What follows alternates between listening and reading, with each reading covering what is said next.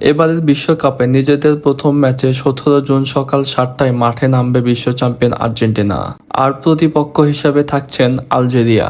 এই ম্যাচটি অনুষ্ঠিত হবে কানসাস সিটির অ্যারোহেড স্টেডিয়ামে।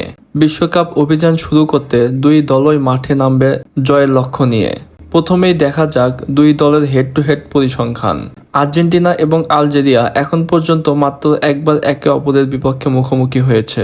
2007 সালের একটি আন্তর্জাতিক প্রীতি ম্যাচে আর্জেন্টিনা 4-3 গোলে রোমাঞ্চকর জয় পেয়েছিল।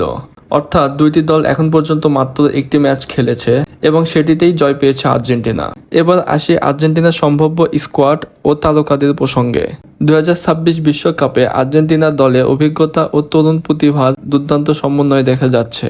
এই ম্যাচে মাঠে দেখা যেতে পারে কিংবদন্তি লিওনেল মেসি, গোলরক্ষক Emiliano Martinez, midfielder Enzo Fernandez, Alexis Mac Allister, striker Julian Alvarez, defender Cristian Romero এবং লিজান্ডো মার্টিনেজকে।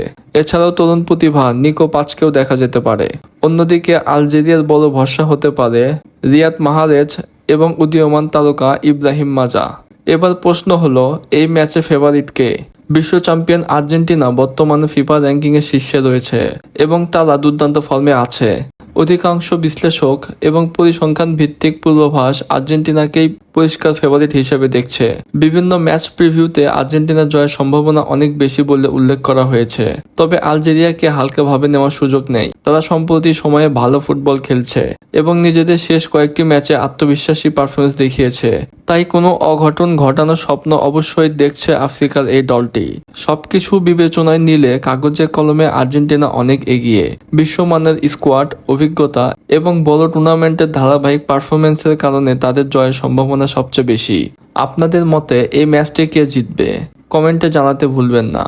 আর এমন আরও বিশ্বকাপ ম্যাচ প্রিভিউ পেতে চ্যানেলটি সাবস্ক্রাইব করুন।